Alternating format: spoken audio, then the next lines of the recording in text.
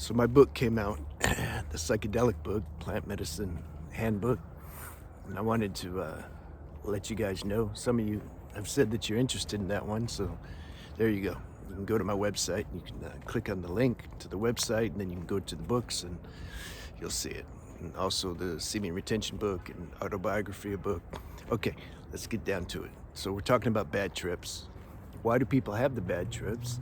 I would have had a bad trip if I would have done plant medicine or psychedelics in particular when I was in my teens or 20s, for sure, hands down. Intuitively, I knew that. Unfortunately, I listened to my intuition because my mind and emotions were very unstable.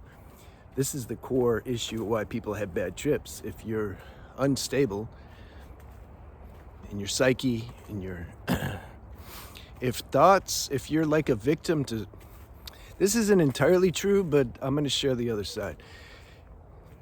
See, our feelings are based on our thoughts. Most of us know that. You have a certain thought and you keep thinking about it like, God, I can't get a girlfriend. I really want a girlfriend. It can make you depressed. Or if you have a certain health issue, I need to get rid of this so I can feel good. I need to get rid, make you feel bad. That's how some people can feel bad their whole life. They don't, because we need acceptance. That's another topic though. So thoughts create your emotions. Now, when you're doing medicine, psychedelics, it amplifies, this is how you get visions, it amplifies like your thought in your normal state without psychedelic chemistry. It's just a thought, maybe a little image comes with it, and then it provokes a certain emotion. Now, when you're on plant medicine, it morphs into something stronger, especially depending on the dose. This is how people get in trouble. You can read stories. This happens more with mushrooms than with ayahuasca or San Pedro or some of the, what I feel are the more safer medicines, generally speaking. But I've read things where the person, well, there's all kinds of stories. You get insane. But I remember one story in particular, he thought his mind told him his friend was the devil. And then it's like, I know how it works. The friend started looking like the devil. And his friend was probably thinking like, oh no, he wants to get me. So then when he was looking at his friend, he projected a face on his friend, the kind of face that made it look like he wants to go get him. So then self-preservation instinct kicks in, and the guy grabbed a knife and killed his friend, and because he thought he was the devil. That's one example though. That's an extreme bad trip. But your more normal bad trips, you ever hear people say, man, I don't want to do medicine with him, man. He's going to bring everybody down. Yeah, because those particular people, the medicine amplifies and shows in a very vivid sense. It can. What is in your subconscious character and mind? It brings all that to the surface, and then it puts English on it. It exaggerates it. So then if somebody is in a down mood and a victim to negative thoughts, and then they do medicine, especially if they're in the wrong environment. See, I'm going to get into the flip side to this because medicine can also help people who are prone to negative thinking and such. So there's both sides. There's always duality. There's no one thing.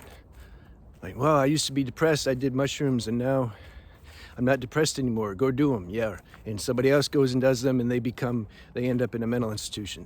Why? Yeah, because you got to be smart about these things. So the people who are prone to depression or anxiety, or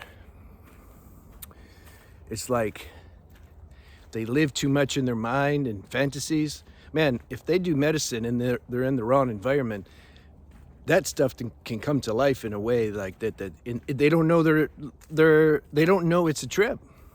They really get into it. Like they identify with it. This heavy, dark, down experience. And so then they drive everybody else crazy around them. I used to do that even without being on medicine. when I was in a rehab when I was 15 and I quit smoking weed, damn, I felt bad.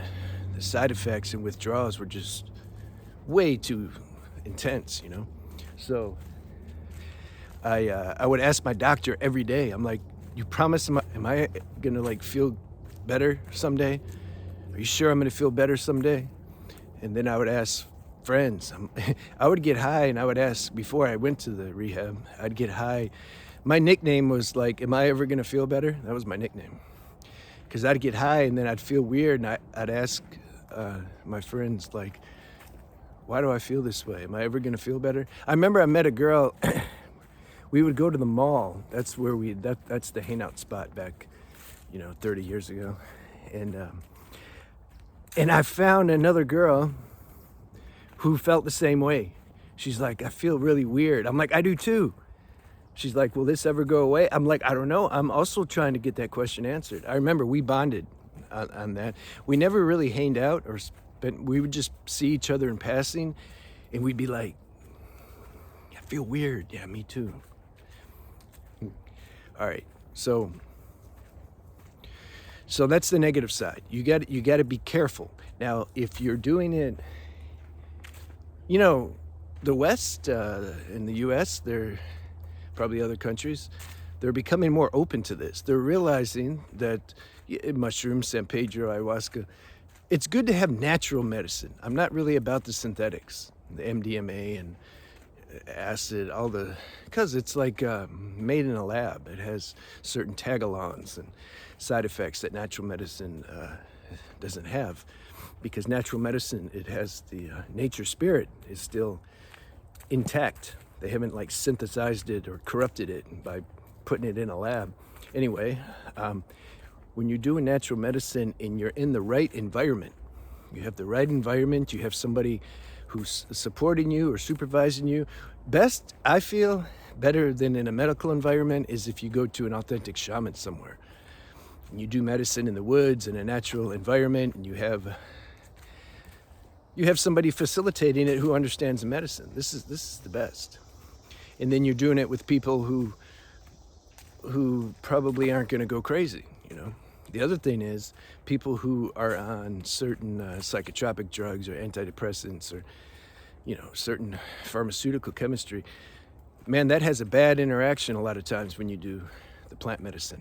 The problem is they don't tell the shaman because they know the shaman won't let them do it. Unless the shaman's just hungry for money, and then, there's stories about that. If somebody dies in the Amazon, they just bury you in the Amazon. You gotta be careful. You have to make sure you know what you're doing and that you pick your people right to do the medicine with. So if you're taking any pharmaceutical drugs, you need to, I would never administer medicine to somebody if they're on, like I said, mind medication. Yeah, I don't know. Yeah, you would need to do it with somebody else. I wouldn't want to assume the responsibility. That's why I never wanted to, I would only, because I used to make some medicine in Ecuador, San Pedro. I would only do it with really hand-picked people who I already knew. Even then it can be dangerous. I did it with the guy, he did it with me for over a year. And then on the equinox, he did a really strong dose and just lost it. He was gone for like 2 weeks. His psyche is a bit fragile, but... So you never know, man. And I just didn't want that... I didn't want that responsibility. So it's good to be safe, man, and do it with legit people, at least your first few times, and get accustomed to it, because bad trips suck. I never really had one, but I've been around a lot of people that have them, and I know how they happen, because it's a mind function. Like I said, the best way to explain it is your subconscious becomes, it turns inside out. Your subconscious becomes more your conscious, which can be good if you're ready for that. That's good, because if you maintain consciousness, even when your subconscious becomes conscious, then what's going on. You can navigate it. You're like, these energies were hiding inside me. This darkness was hiding inside me. If you don't have that that position of witness or observation, then when that stuff comes up, this dark stuff, you like become the darkness. And then you go and start acting crazy. And somebody said, why are you acting crazy? You don't know. You're in the darkness. So this is the thing, you know. That's why, like, if somebody asks me, well, should I do medicine? Man, it's so subjective and individual. I have to like know who you are and your situation, and you know. So yeah, it's an extreme form of duality, the effects of this medicine. It can be super helpful and beneficial to somebody if they're intelligent about it, and it can also cause more ruckus and more problems. You know, like I said, just you can Google and hear a bunch of stories about that. So that's my explanation about bad trips. If you want to see the book, you can get a preview on the website, see all the chapters, and I give a few paragraph preview from some of the chapters and see if you like it. It's a fun book, especially the chapter relationships on interactions with people on plant medicine. Yeah, those will go down in history as some of my most memorable events. Just, yeah, it's okay to experience once while you're in this body, just to see what it is. All right, I'll see you.